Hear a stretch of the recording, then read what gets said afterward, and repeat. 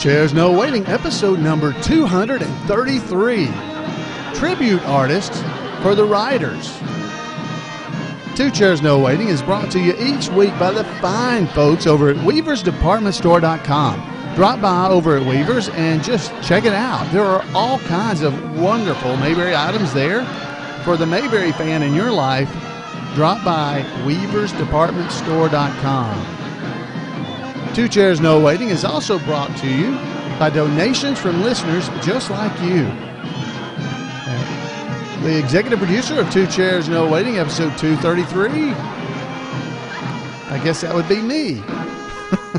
And I am Alan Newsom, your host for Two Chairs No Waiting, and it is great to be with you. And I want to thank all of you who have donated over the years to support the show.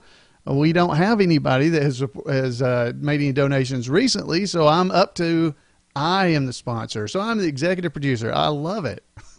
So, hey, folks, I do want to thank you for being here in Mayberry with me, and it is a great time here in Mayberry. The spring of the year has started for most of us, I believe. It's starting to, I know it's spring whenever we actually have to mow the yard. That's when spring starts.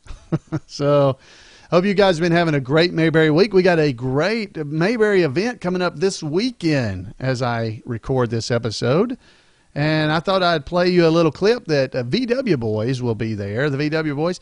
I thought I'd play you a clip that Tim White from the VW Boys recorded celebrating this wonderful event. So let's hear about Mayberry Comes to Westminster, South Carolina. Hey folks, Tim White here with the VW Boys, and we're excited to be part of Mayberry Comes to Westminster. That's Westminster, South Carolina. Now we're going to be there on Saturday, April 27th, but it's a whole weekend starting Thursday, April 25th. And come and see Maggie Peterson, the original Charlene Darling. She'll be the official host and parade marshal. Yes, we're going to have a parade there. Mayberry Comes to Westminster, South Carolina, and this is the third year of this fine event. Tribute artists, music venues and concert, Mayberry Parade trivia contest, silent auction, food venues, Mayberry merchandise, and a whole lot more, including arts and crafts and even a whistling contest. You can't beat it. For all the information, visit VWBoys.com and click on schedule. That's VWBoys.com and click on schedule. Oh, by the way, our good friend David Browning is the Mayberry deputy. He's going to be there too. That's the third annual Mayberry Comes to Westminster, South Carolina, April 25th, 26th, and 27th. The VW Boys, we're all keyed up. Well, now, ain't that something? I am so looking forward to it. It's time for me to get back into the Floyd routine, and I'm excited about that. If you're watching on the video version of the podcast, you'll see I've actually shaved my beard. I have a beard all winter, pretty much, because whenever I'm not doing Floyd is the only time I can have a beard, and so I grow one because I'm lazy. Shave it, never. Trim it, maybe. That's what Floyd tells me. So, so I am glad to be able to be shaving off the beard and getting ready for some great Mayberry fun over in Westminster. So if you're around there or in the area, be there. But if you're hearing this late, check out the imayberry.com website and then head on over to the event calendar.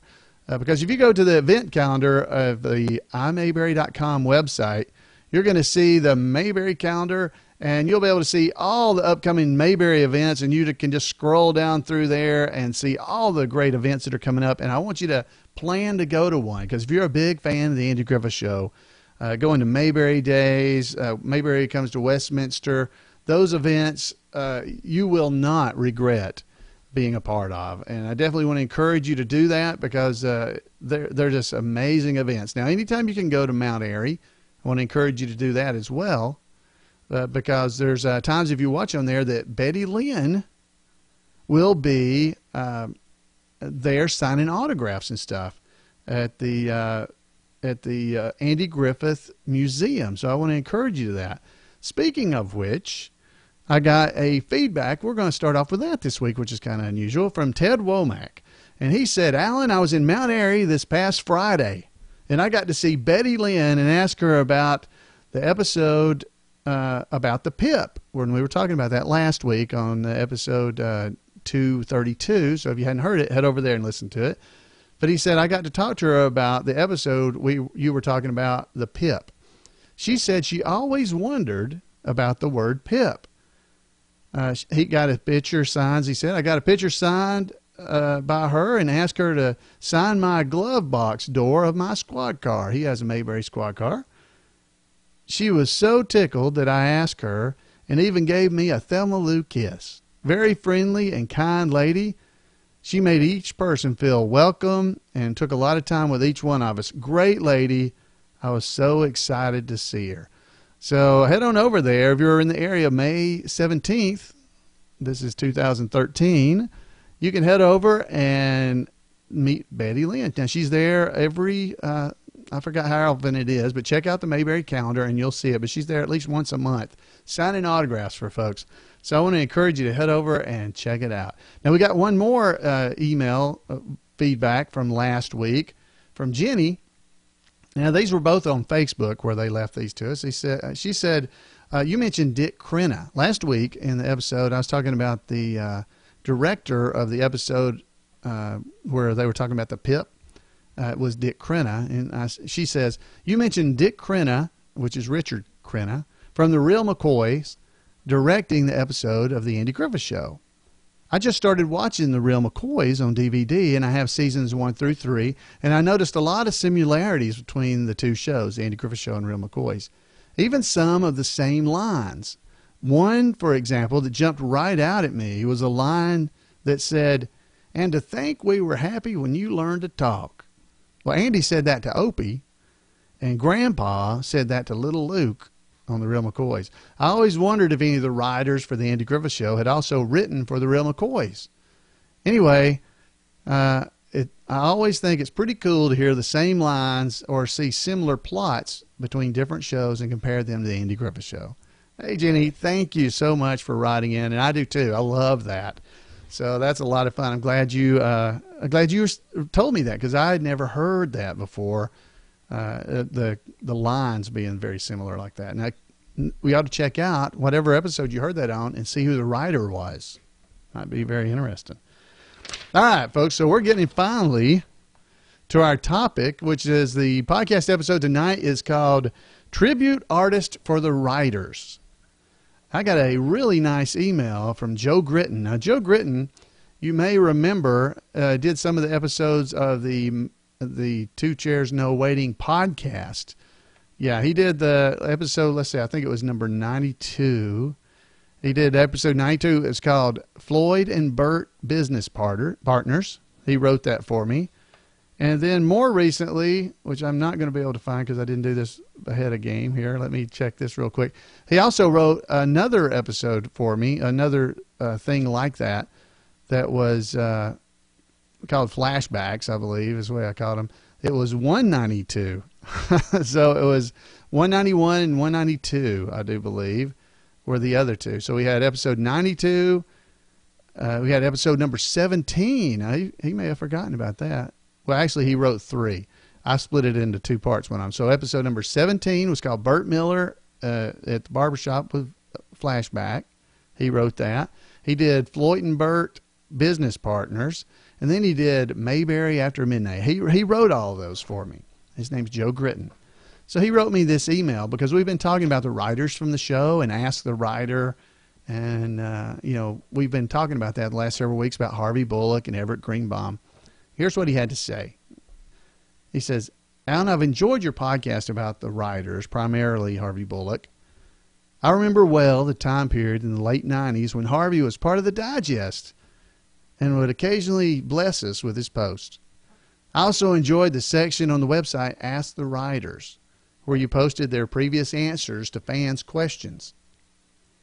I like the fact that you referred to his letters that he mailed. Back in the day, there was another Digest member who actually received something from Harvey in the mail as well. At the time, she went by the nickname Groovy Miss Poovy. And I believe this lady may still be part of the Who's Been Messing Up the Bulletin Board Digest, but I'll let her confirm it if she is. She had corresponded with Harvey Bullock that, quote, Opie the Birdman, which he authored, always made her cry.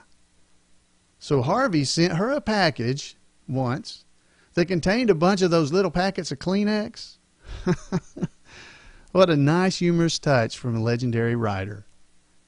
My interest in Harvey and the other writers comes from the fact that I consider myself a bit of a Griffith Show related writer in my small way.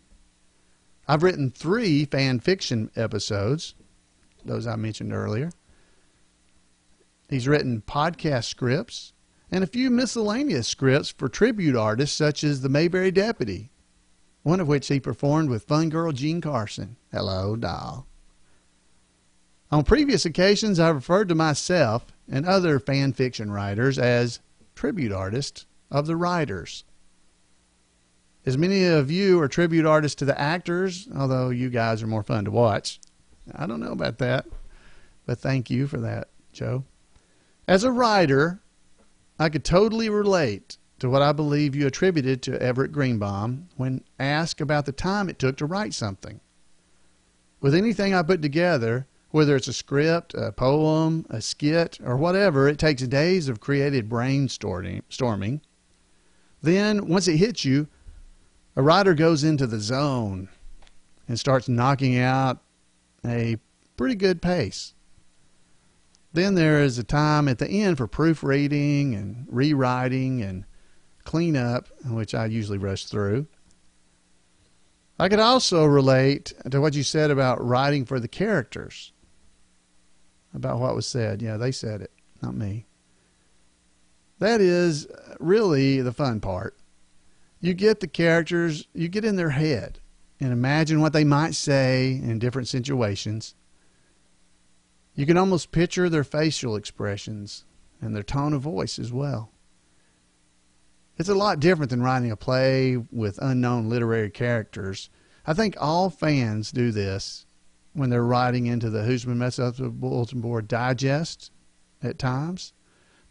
We pretend we're Barney or Goober and come up with something that they would say. The fact that I'm a pretend writer of sorts, emulating the real artist who penned episodes of our favorite show, was and is the basis for my nickname, the Untrained Voice. They were the trained voices, as the John Masters of writers would say, so the rest of us, generations later, still emulating their creative genius, are untrained voices to the tributes, or in tribute to the originals. Thanks for keeping everything rolling, even though you do Floyd and Bert and Bert and Thirsty Bass. Not very well, to some degree, he says. Even though you do those, your work is a tribute to the man Andy Griffith, who had a special way of pulling everyone together in a positive way. The Untrained Voice, Joe Gritton. Hey, Joe. Wow, that is high praise from you. I want to thank you, but I thought Joe brought up so many neat things. The tribute artists, we all get to go out, because I do Floyd, for those that don't know, that may not have known that. I do Floyd the barber at the Mayberry events.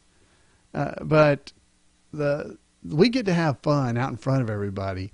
But really, it was the writers who wrote the wonderful situations that those characters were able to get into. They had the imagination. And then, of course, the wonderful skill of the actors brought it all to life. It was such a combination of all those people. So, Joe, I thought it was very fitting that you called yourself a tribute artist for the writers. I've heard you say that before. I love the way you wrote this.